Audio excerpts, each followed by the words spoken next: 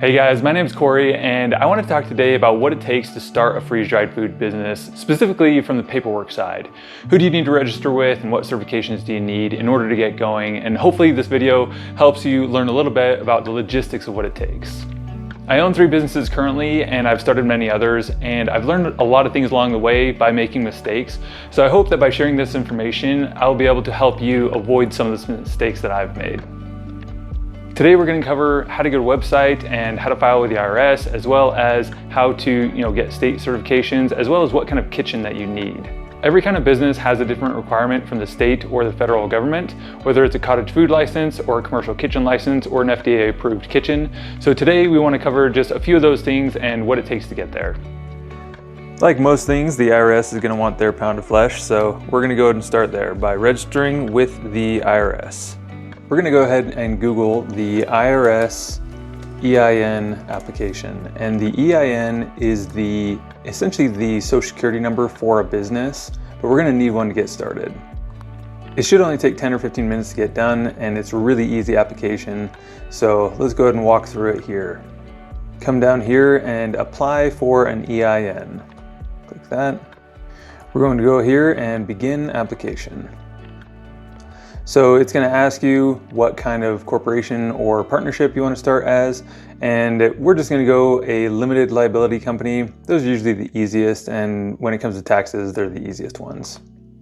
It's going to walk you through all of these different questions. So it tells you about what is a limited liability company and what is not a limited liability company. If you're just doing this on your own for fun, an LLC works just fine. So it's going to ask you how many members are part of the LLC.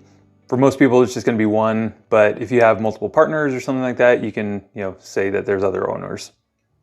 It's also going to ask you where the company is located. Let's just say we have 1 employee and we are located in Idaho.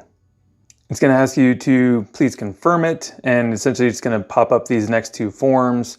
So let's go ahead and yes, I just want to start as a single member LLC and I am located in Idaho. So we're going to go ahead and continue. And then it's asking, hey, are we starting a business? We're not starting a business. We'll go ahead and click start a business. And then this is where it gets into, you need your first name, your last name, social security number. I won't be able to move on beyond this point without actually starting an LLC. But it'll go to, addresses and then more details. And then it'll just ask you to say, hey, we just need your confirmation that, this is all correct information. It's actually a super easy process. Again, it should only take 10, 15 minutes to do this at most. The next thing we're going to want to do is go ahead and register with the state that we are in. So generally it is the Secretary of State that you register with. So we can just Google Idaho Business Registry or business registration. And then from there, it's a very similar application to the EIN, but I think that you have to pay, I don't know, something like $100 to register. Yeah, so we want to register with the Secretary of State. Click on this. This takes us to the Secretary of State website. What I can do here is I can go ahead and search a business name. So if I have a business name, I want to make sure that it's available. So I can go here and say, hey, is there ice cold freeze dryers? Looks like it is not taken. So what I would also want to do is I'd come here to a web search and just make sure that that business name is also available as like a website. It looks like that does not come up. I'm also going to want to check this on a domain checking website. So I like to use Wix. They're pretty easy to use. Domain search. There we go. Wix is easy to use, and I've used them before, and they're really cheap. So we're going to go here to www. We're going to search it as icecoldfreezedryers.com. See if it's available. So www.icecoldfreezedryers.com is available. So we can go ahead and purchase it right now if we'd like, but we're going to go ahead and go back to the Secretary of State, and we're going to go ahead and register ice cold freeze dryers. So let's go here. Let's go to forms, and then we are going to look for I believe for Idaho, it is Certificate of Organization for a Limited Liability Company. So it's $100 to file. We can file online, but this will essentially register us with the state. So that way they know, like, hey, there's a business that's registered. We're going to be paying taxes in this state. So we're going to go ahead and want to register with this one as well. And then once we have that registered, we can, if we do want a website, we can go to Wix or GoDaddy or one of the other ones. Wix is really easy for beginners. If we're going to be fulfilling online, like products online, then we probably want more of like a Shopify website. But for now, we'll just say we want to, go log into Wix and we want to create a website, so that way people know that we exist. The next thing we want to do is register with our local state, food agency. So in Idaho, we are going to look for the Idaho Department of Health, and we want to determine if we are going to use a cottage food license or if we are going to do a commercial kitchen.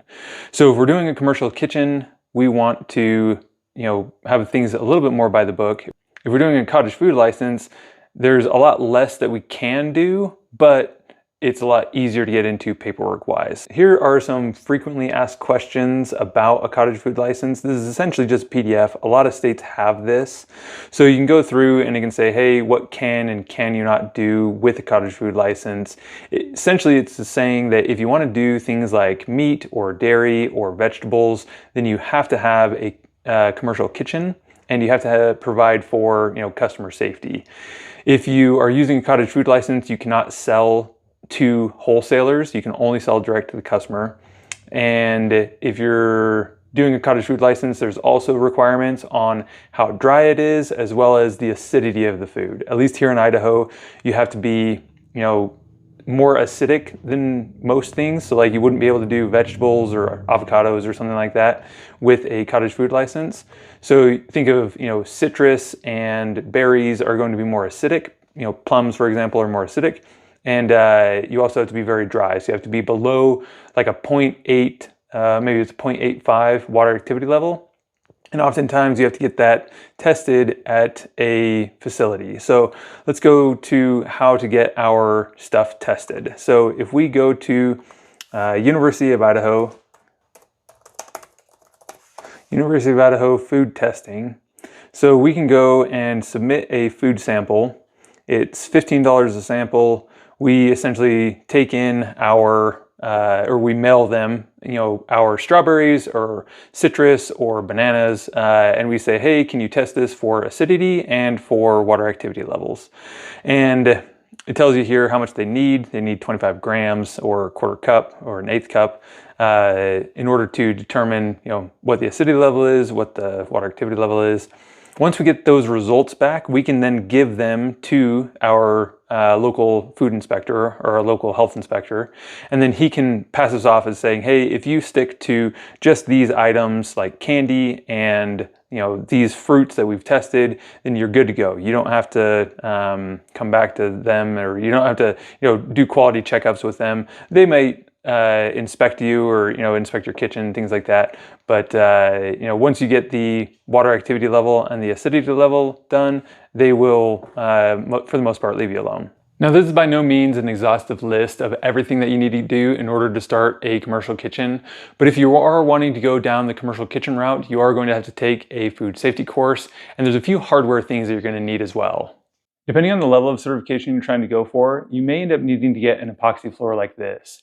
In most cases, with cottage food licenses, you can cook out of your own kitchen and you're not going to need anything fancy like this. But if you're trying to get something like a state or a federal certification for a commercial kitchen, something like the FDA or your local state certification, then you probably will need wipeable surfaces such as wipeable walls as well as wipeable floors. And in some cases, you may also need to get a floor drain installed. It just depends on your local inspector and what their requirements are. Now, I don't have stainless steel tables, but if I wanted to turn this into a commercial kitchen, I would need stainless steel tables, as well as a sink that's dedicated just for hand washing. Going back to the cottage food license, it is very easy to get. And if you just want to do candy, there's even less hoops to jump through. Essentially, you just apply for it, and most of the time you'll get it. If you're just doing a cottage food license, a great place to start selling is things like farmer markets or street fairs. I know that I personally have been able to make a couple $100s a day just going to our local super small farmers market. The next thing you're going to want to consider is packaging. So packaging like this is very cheap, but it also doesn't protect the food from humidity very well. So if you are producing, freeze-dried candy and you're going to be selling it within a week or a couple weeks, even maybe a month or two, then you can use packaging like this, unless it's going to be raining or super high humidity. Packaging like this just doesn't stand up well to humidity. If you are in a high humidity area, you are going to want to use something like Mylar with like a clear front that you can then seal the Mylar and keep it good. Otherwise, you're really going to have issues with soggy or non-crunchy candy. Candy is always way fun and popular, but don't discount fruit as a great way of picking up the other end of the market. There's always going to be people at fairs and farmers markets that are still looking for a healthy snack, and fruit is a great way to do that. Hopefully that gives you a good idea on how to start a freeze-dried food business, and if you're worried on whether or not it'll pay off, the machine can definitely pay for itself in even just a month or two. Hopefully you found this valuable, and thanks for watching.